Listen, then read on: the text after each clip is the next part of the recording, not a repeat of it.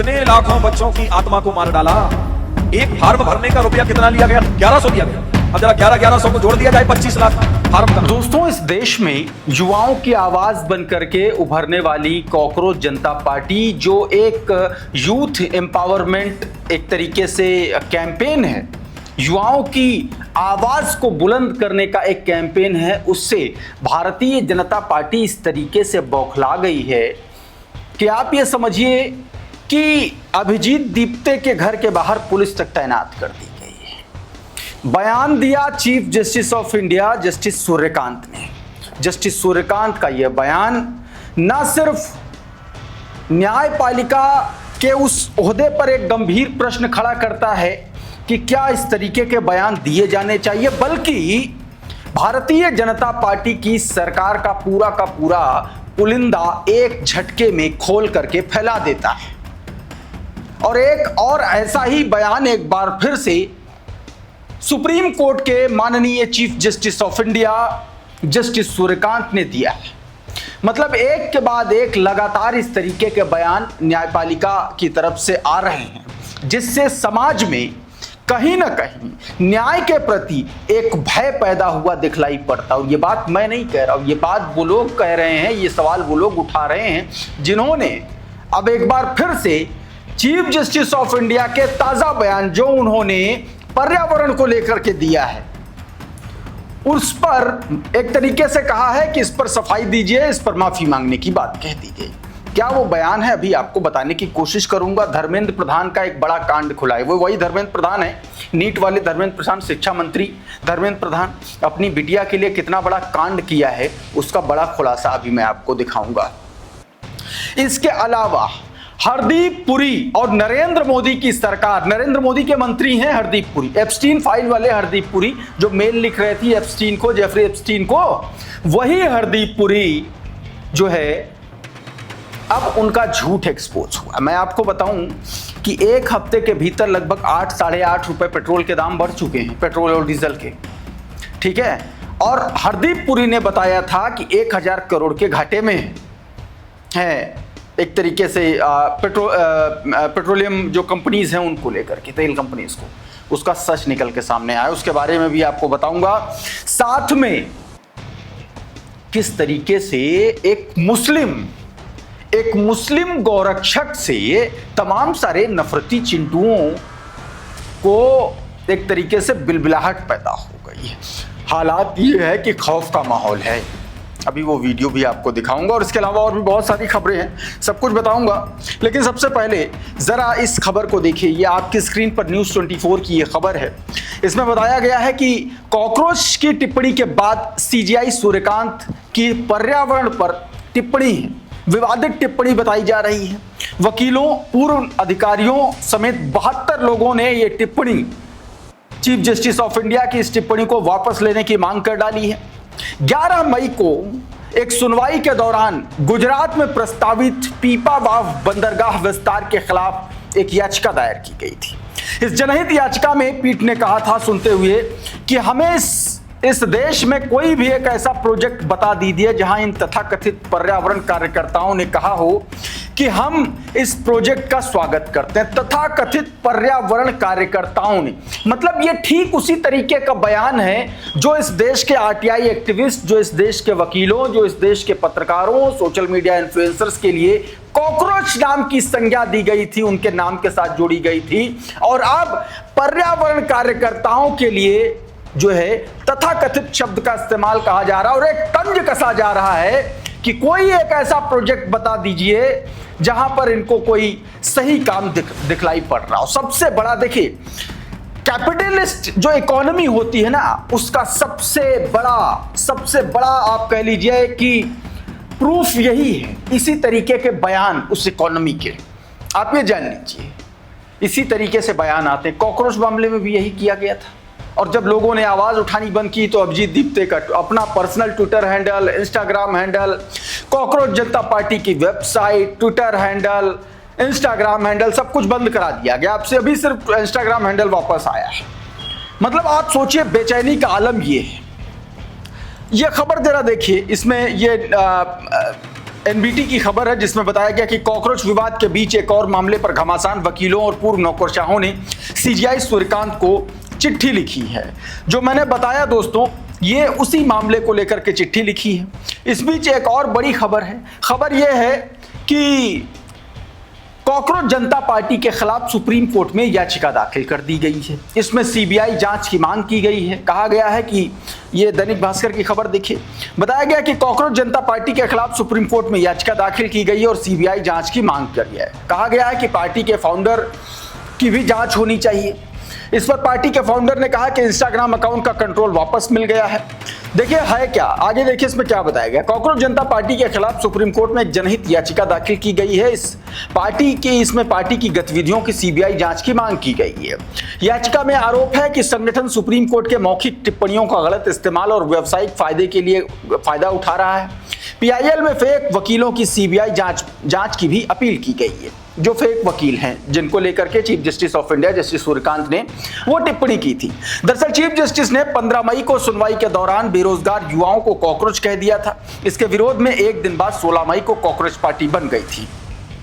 Cockroach जनता party के founder Abhijit दीप्ते ने रविवार को दावा किया था कि उनके इंस्टाग्राम अकाउंट का कंट्रोल वापस मिल गया और उन्होंने इंस्टाग्राम पर वीडियो पोस्ट किया था। और उन्होंने जो इंस्टाग्राम का वीडियो तस्वीर पोस्ट की थी, ये आपकी स्क्रीन पर देखिए क्या लिखा था, you forget what cockroaches do best to survive. मतलब ये सीधे तौर पर एक तरीके से कहा गया था, एक बयान दिया गया था। आशीष भार्गवा लिख रहे हैं सुप्रीम कोर्ट में याचिका दाखिल है। कॉकरोच जनता पार्टी के लोगों से जुड़ी गतिविधियों की सीबीआई जांच की मांग की गई है। फर्जी वकीलों, फर्जी लॉ डिग्री रैकेट की जांच की मांग की गई है। मैं आपको दोस्तों बताऊं कि यह सब कुछ कैसे हो रहा है। चीफ जस्टिस ऑफ इंडिया का बयान, उसके बाद बार काउंसिल की तरफ से, बार एसोसिएशन की तरफ से इस तरीके का बयान निकल के सामने आया फर्जी वकीलों को लेकर के। अब इस पर भी सवाल उठ रहा है कि आखिर जब इतने दिन से ये सब कुछ चला आ रहा है तो बार काउंसिल, बार एसोसिएशन ये सब क्या कर रहे हैं?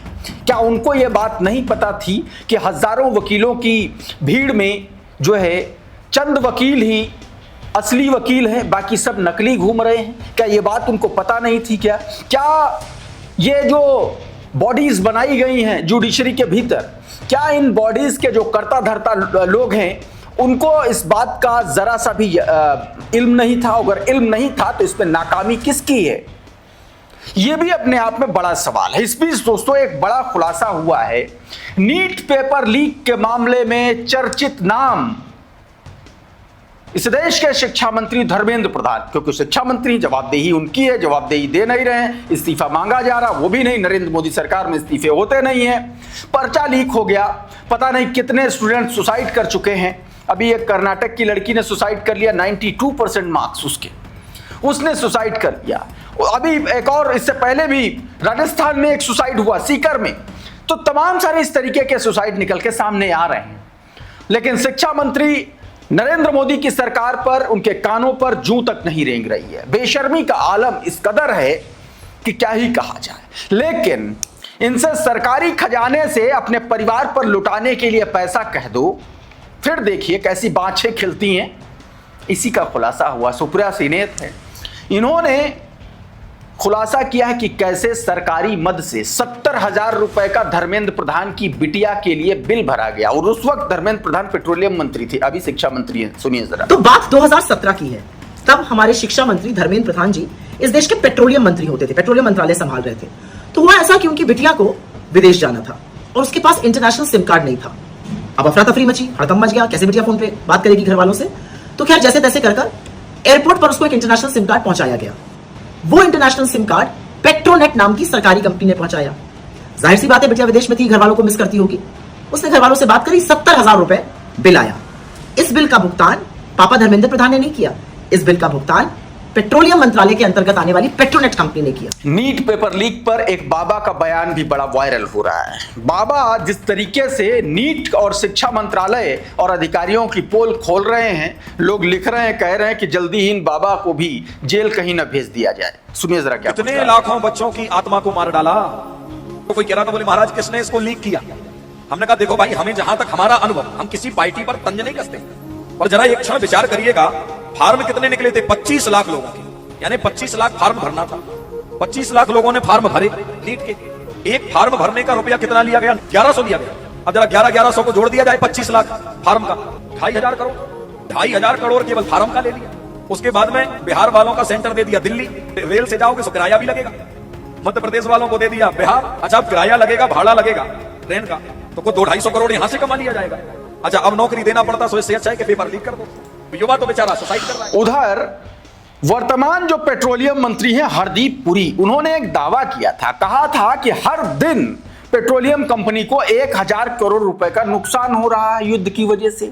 लेकिन एक खबर छपी तथ्य और तर्क के साथ में, उसमें कहा जा रहा है कि 41% मुनाफा हुआ। ये खबर देखिए, इसमें बताया गया कि state run oil firms report 41% jump in Q4 net profit. चौथे क्वार्टर में ऑयल कंपनियों को 41% उनके प्रॉफिट में मुनाफा हुआ है, यह बात दोस्तों कही गई है। अब आप समझिए कि अगर इस तरीके की बात, इस तरीके का बातें कही जा रही हैं तो फिर सच क्या है। उमाशंकर सिंह लिख रहे हैं, पेट्रोलियम मिनिस्टर हरदीप पुरी कह रहे थे कि तेल कंपनियों को हर दिन 1000 करोड़ का नुकसान हो रहा है। ये रिपोर्ट कह रही है कि उनको 41% का मुनाफा हुआ है। आदेश रावल लिख रहे हैं कि केंद्रीय मंत्री हरदीप पुरी बोले थे कि मेरी कंपनियों को हर रोज 1000 करोड़ का घाटा हो रहा है, जबकि सच्चाई यह है कि सरकारी तेल कंपनियों में चौथी तिमाही के मुनाफे में 41% की बढ़ोतरी हुई है। जनवरी से मार्च के बीच में 2026 में इन कंपनियों ने 19,470 करोड़ का मुनाफा दर्ज किया, मतलब जनवरी से मार्च। तो जनवरी, फरवरी, मार्च, ये चौथा क्वार्टर है। अब इसमें, और जंग शुरू हुई थी कब? 28 फरवरी को। 28 फरवरी को जंग शुरू हुई और मार्च तक का ये प्रॉफिट है 41%। और हरदीप पुरी मार्च में ही और फरवरी में ही इस तरीके का गाना गाने लगे थे। और ये गाना क्यों गाया जा रहा था? क्योंकि एप्स्टीन का जो रैकेट है उसमें हरदीप पुरी का नाम कई जगहों पर है, कई जगहों पर है। अभी उसके बारे में भी मैं आपको बताऊंगा, उसके बारे में भी मैं आपको जानकारी दूंगा। लेकिन उससे पहले एक और खबर बता दूं, बढ़ती महंगाई को लेकर के नरेंद्र मोदी सरकार ने पता क्या किया है? निकम्मी और नकारा सरकारों का एक काम होता है कि जो भी सवाल उठ रहा हो उसको खत्म कर दो, जेल भेज दो। अगर कोई व्यंग किया गया है, अगर कोई कार्टून बनाया गया, अगर कोई गाना महंगाई पर बना है तो उसको बंद कर दो, डाउन करा दो। ऐसा ही हुआ है। पीपली लाइव एक पिक्चर आई थी, उसका एक गाना था महंगाई डायन खाए जात, उस गाने को बैन कर दिया गया, यूट्यूब से हटवा दिया गया है। अब गाना तो मैं प्ले नहीं कर सकता, कॉपीराइट का मामला हो सकता है, लेकिन इस ट्वीट को देखिए जरा। डॉक्टर मोनिका सिंह लिख रहे हैं, इसे कहना है उड़ता तीर लेना। आमिर खान प्रोडक्शन से ट्विटर अकाउंट से ये गाना डिलीट करवा कर पूरे देश का ध्यान इस तरफ खींच दिया। पहले कम वायरल था गाना, अब ज्यादा होगा। सीधे तौर पर दोस्तों बात यह है कि ये गाना वहां से डिलीट करवा दिया गया। और लूट एक तरफ नहीं मची है, लूट कई तरफ मची हुई है। एक एक्सप्रेसवे बना है उत्तर प्रदेश में। एक्सप्रेसवे में 146 किलोमीटर चलने का 1720 रुपए टोल पड़ा है, और टोल पड़ा है भाजपाई को ही। भारतीय जनता पार्टी का ही नेता है और उसको ये टोल पड़ा, और अब महोदय थाने के चक्कर काट रहे हैं। जरा सुन लीजिए क्या कह रहे हैं और क्यों मैं ये बात बता रहा हूं आपकी, सुनिए जरा। चंदोसी से लहरावन टोल प्लाजा से चढ़ा, शाहजहाँपुर गया, और जब लौट के आया तो वहाँ 1700 रुपये का टोल कट गया, जबकि नियमानुसार लगभग 500 रुपये का टोल कटना चाहिए। इस तरीके के हालात दोस्तों इस देश में पैदा हो चुके हैं। इस वीडियो में बहरहाल इतना ही। बहुत बहुत शुक्रिया, बहुत बहुत धन्यवाद। आप जुड़े रहिए आपके अपने चैनल खुदरंग के साथ। नमस्कार।